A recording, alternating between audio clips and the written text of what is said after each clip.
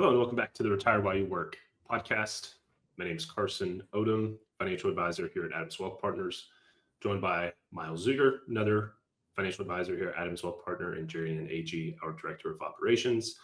We're going to continue speaking about our young adult financial literacy series, and of course, with this week today, when this is posted, being Valentine's Day, we wanted to continue the theme and talk about navigating finances as a couple. So for couples out there, hopefully here's a few different topics of conversation that you can have with each other to better your finances, to make sure that you're on the same page. We're all married here, so we're very familiar with finances and navigating our finances together with our significant other. So as we talk about this, it's a few things that we've learned. It's a few tips and tricks and advice that we give to other couples going through the same thing, especially whenever you're first getting married and trying to combine your finances to a degree. There's a little bit where it's different for everybody. Everybody has their own way of doing things. Me and my wife, we do things differently than Jeri Anne and her husband, as well as Myles and his wife. So, but we all have a different perspective that I think that we can share that can be really beneficial. Yeah, I'd agree. And I think the biggest thing is, to Carson's point, finding what works for you. I think a lot of married couples do join finances, but maybe that's not what works best for you. And so I think probably today what we're going to talk a lot about is joining finances. But if you find that doesn't work for you, find a system that does. And maybe it's a lot of separate accounts, but some sort of joint accounts that all mutual bills get paid out of. There's no right or wrong way to go about joining finances or mutual finances. At the end of the day, it's about what works for you and your family and keeps peace in the family and doesn't cause stress and unneeded stress and has you guys working optimal at your best selves. Yeah, and I think part of that starts with communication and goals setting and what you're actually trying to accomplish. Obviously you've got your bills and your regular monthly expenses, but then what are other things you're trying to accomplish? Are you trying to go on a trip? Are you trying to save up, buy a car? Things like that you need to discuss early on and make sure you're both on the same page with what those goals are. Then it makes it easier to kind of iron out the account setup and all that kind of stuff. Yep, I would completely agree with that. I think goals are one of the biggest things, and making sure that you're aligned there, feeling the same way about things, because I feel like sometimes clients will come in and we'll talk about, for one person, it's very important to have the mortgage paid off, even if maybe financially it's not the right decision. It just is kind of a peace of mind thing. And for the other spouse, they're like, oh, I don't really care about that. I'd rather try and save into our investments and get that number that's up there on the screen bigger and know that we're working towards an earlier retirement. And so again, goals, one of the biggest things you need to sort out early on. And I think just real quick, in addition to that, within the goals, you need to talk about very early on if your debt, like what you need to, the debt piece is extremely important. One of you may have debt, the other one may not. How do you feel about that? You got to get on the same page there as well.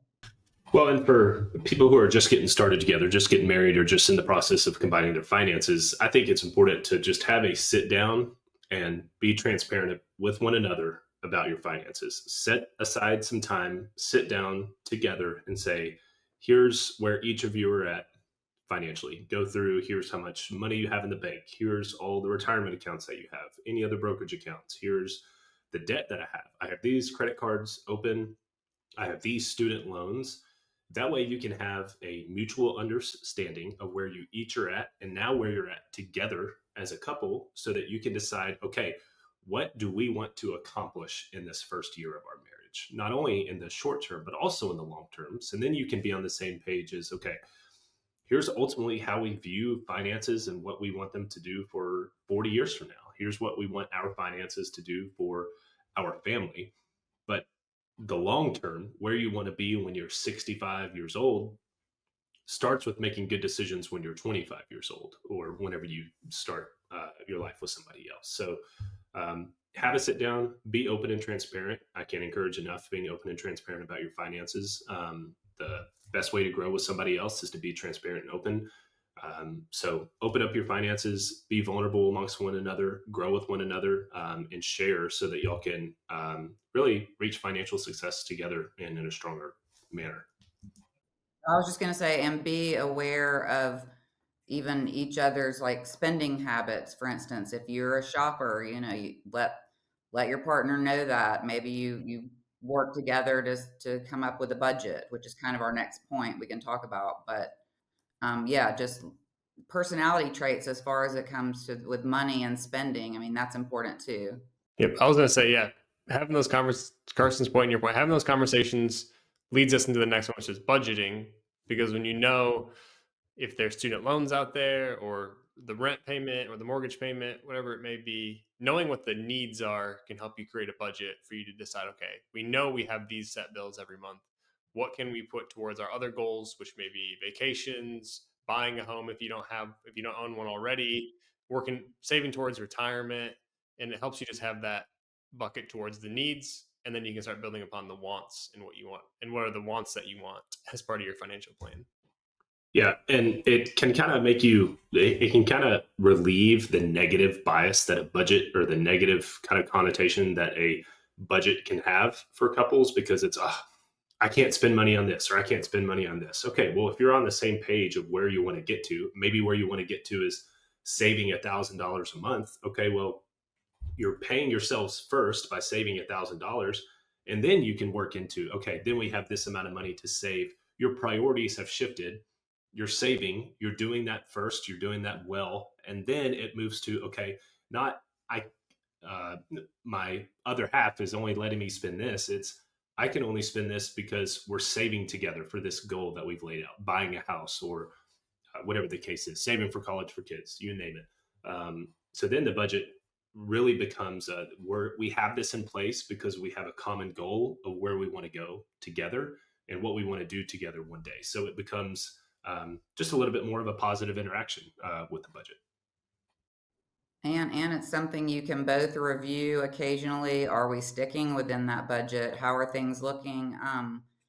It may be something that it's not going to be just right immediately. It may be something that you kind of figure out along the way and just has some ups and downs, but you'll get there eventually, especially with budgeting tools that are available out there now. And I think having a budgeting tool can help frame some of those conversations, or keeping a budget can help frame some of those conversations. Because I know for us, sometimes I'll feel like we went over budget and spent too much money. And then when I look under the hood at like, what did we actually spend that money on? It'll be like, oh, well, we took a trip with friends this week, or, this month, and it was somebody's birthday. So we had to buy them a gift. And I'm like, okay, well, those were two things we really wanted to do and we were able to do it. So it's okay that we went over budget a little bit, and it's not like we're going to be taking a trip every month.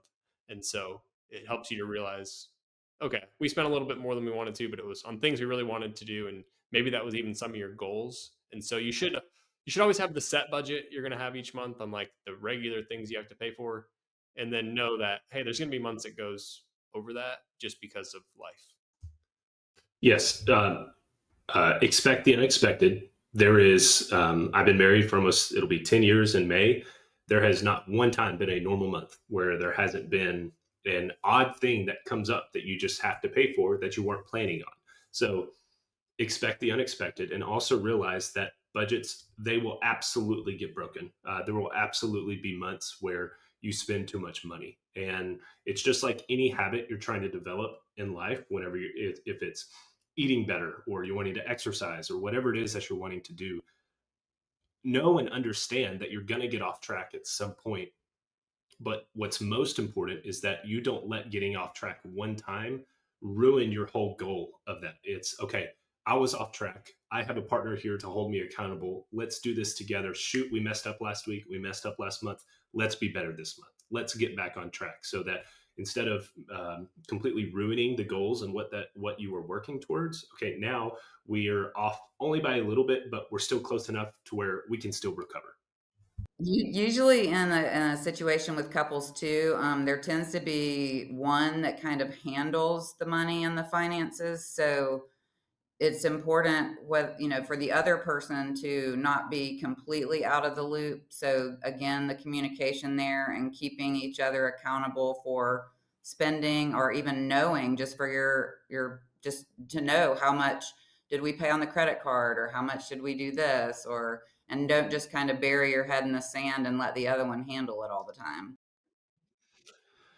That's good, because with couples, there's a lot of things that may end up coming out about money and finances that maybe you didn't know about one another through dating before you got married, because we all are, um, you know, products of how we were raised when it comes to finances. Everybody was raised differently. Therefore, we all have a different view on money, how much cash should sit in a checking account. Everybody, depending on how their parents were raised, that number could be $1,000 and barely making ends meet, or that number could be $100,000.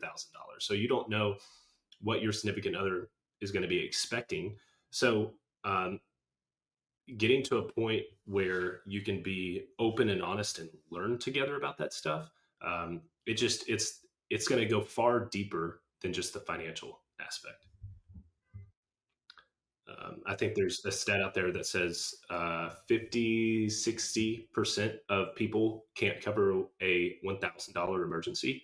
Um, that's an insane statistic, that almost 2/3 of people out there can't cover a $1,000 emergency. So make your number one goal as a married couple. We've got to have an emergency fund set into place. And if you were raised in a household that was always living paycheck to paycheck, was a part of this statistic that doesn't have $1,000 to cover for an emergency fund or an emergency, be different. Choose to be different. Choose to change the pace of how you were raised, or just be different and have money in the bank for an emergency. Change, be the smaller subset of that statistic.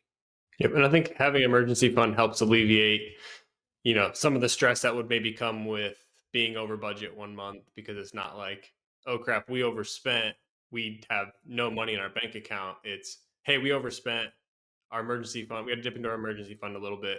Let's try and be better next month and not do that, and hopefully add that money back. So I think the emergency fund, it's the number one, I'd say it's one of the bigger pieces of our financial plans when we're working with clients. It helps to alleviate stress, keep peace of mind. We call it kind of the sleep at night account, because a lot of people sleep better at night when they know there's not a whole lot that could happen, or anything in their lives that they couldn't cover with the cash that they have in the bank and the emergency fund. So that's really the number one piece of the financial plan, and helps to alleviate a lot of stress.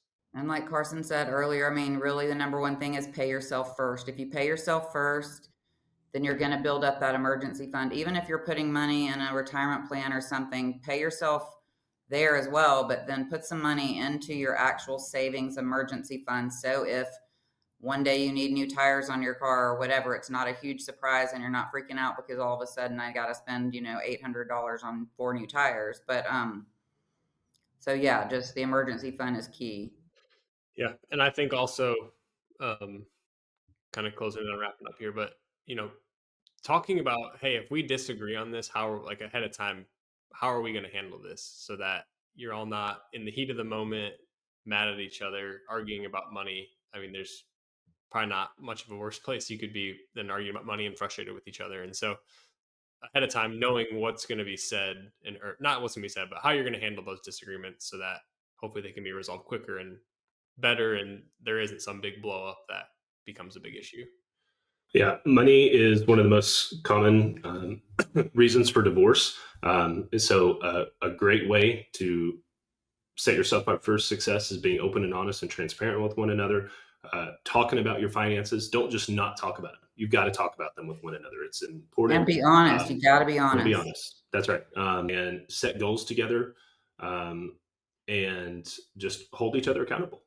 Set a common goal. And if you're working on something, just like teams, as teams work on a common goal, they get there faster and more efficiently when everybody's working towards that common goal. So set a routine time to have the conversation about money.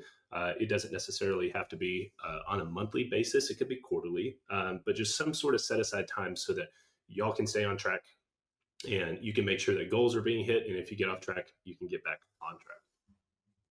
Let's look at anything else, or any pointers we didn't cover that you guys can think of off the top of your head. We've seen it all really with all of our clients and the way they handle money. So it works. There's lots of different ways to make it work. I think just the biggest takeaway is work on it together, work on it together, Yeah. There's no perfect way to do anything. Yep. Yeah.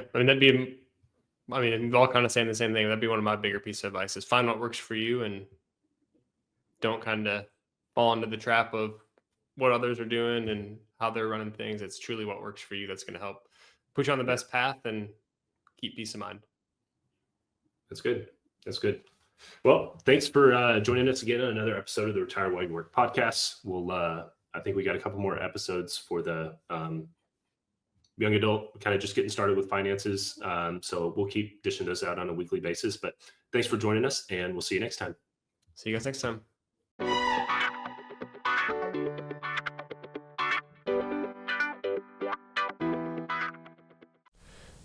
Any opinions are those of myself and not necessarily those of Raymond James. Expressions of opinion are as of this date and are subject to change without notice. The information contained in these podcasts do not purport to be a complete description of the securities market or developments referred to in this material.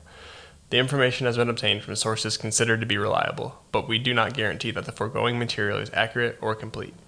Every investor situation is unique, and you should consider your investment goals, risk tolerance, and time horizon before making any investment. Prior to making an investment decision, please consult with your financial advisor about your individual situation. Any hypothetical examples are for illustration purposes only. Actual investor results will vary. Raymond James does not provide legal or tax services. Please discuss these matters with the appropriate professional.